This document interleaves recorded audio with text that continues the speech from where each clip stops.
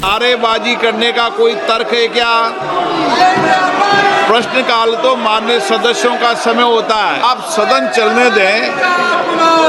महामहिम राष्ट्रपति जी के अभिभाषण पर चर्चा होगी। माननीय सभासदों, माननीय अध्यक्ष जी,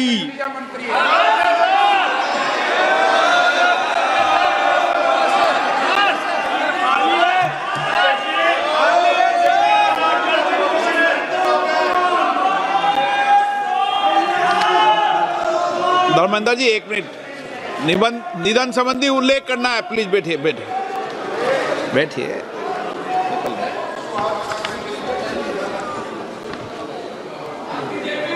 माननीय सदस्यगण, अत्यंत दुख के साथ मुझे सभा को हमारे पूर्व साथी श्री स्वरूप सिंह हिरिया नाइक के निधन के बारे में सूचित करना है।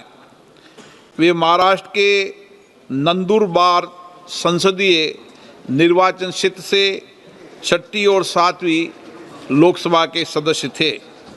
श्री नाइक 8 कार्यकाल के लिए महाराष्ट्र विधानसभा के सदस्य रहे। वे महाराष्ट्र विधानसभा के सदस्य भी रहे।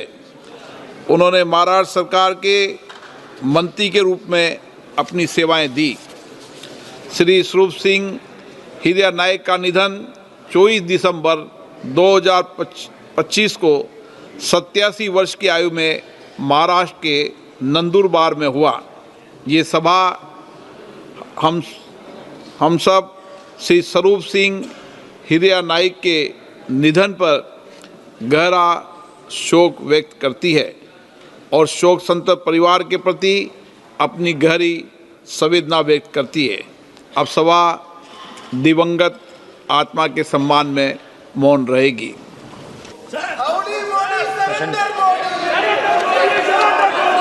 प्रश्न संख्या 41 श्री अप्पल नायडू कलिसेटी। क्वेश्चन 41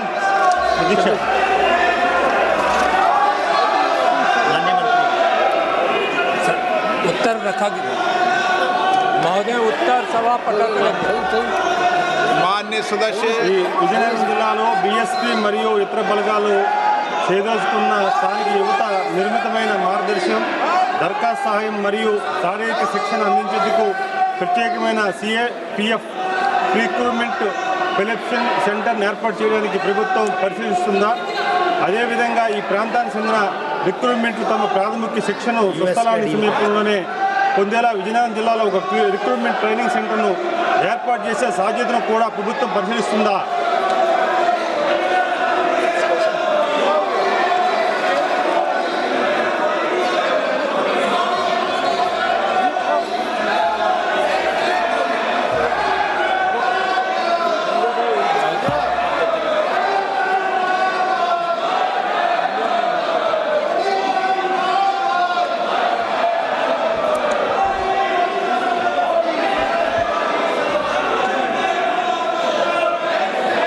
महोदय, आंध्र प्रदेश में सीएपीएफ के एक प्रशिक्षण संस्थान है। तत्काल विजयपुरम में कोई सीएपीएफ का प्रशिक्षण संस्थान खोलने का प्रस्ताव नहीं है, विचार नहीं है। और प्रशिक्षण हम बड़ी तत्परता से देते हैं।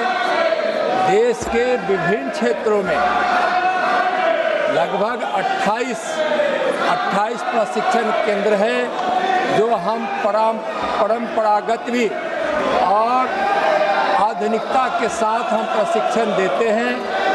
हम वर्तमान की चुनौतियों और भविष्य को दृष्टिकोण में रखते हुए हम प्रशिक्षण देते हैं और वह प्रशिक्षण का परिणाम है कि आज देश से नक्सलवाद, वामपंथी उग्रवाद समाप्त लगभग हो गया है और मार्च तक पूरी तरह से वह समाप्त हो जाएगा महोदय। और आतंकवाद आतंकवाद रोधी कार्रवाइयों में सफलता मिली है। हम देश की आंतरिक सुरक्षा को सुनिश्चित करने में हम कामयाब हो रहे हैं। आज नॉर्थ ईस्ट में आज शांति बहाल है। हम चुनाव प्रबंधन में भी अच्छा सफलता प्राप्त कर रहे हैं। जब जरूरत होती है तो हम राज्यों को भी सहयोग करते हैं। धन्यवाद। ऑनरेबल मेंबर గౌరవనీయులైన స్పీకర్ గారికి సిఎఫ్ఎఫ్ అధికారులు ఇప్పుడు ఆర్గనైజర్ గ్రూప్ ఏ సర్వీస్గా గుర్తించారు.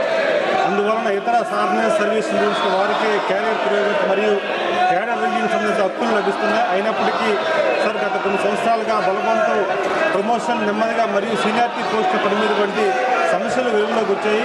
ఈ సమస్యలను గమనించి గౌరవనీయ సుప్రీంకోర్టు సీనియారిటీ లెవెల్ సిబ్బంది నియామకాన్ని సమీక్షించాలని సూచించింది. మరియు 2025 మేలో సెంట్రల్ ఆర్మీ పోలీస్ ఫోర్స్ సిఏపిఎఫ్లో అన్ని క్యాడర్లను సమగ్ర సమీక్షను 6 నెలల్లో పూర్తి చేయాలని సూచించింది.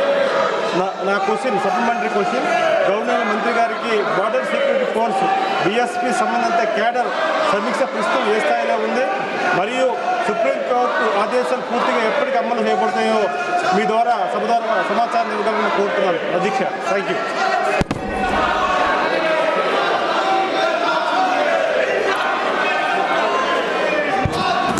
महोदय, प्रमोशन एक हमारे यहाँ सीएपीएफ की सतत प्रक्रिया है और प्रमोशन की हम हमेशा समीक्षा भी करते हैं और समय समय पर हम प्रमोशन भी देते रहते हैं.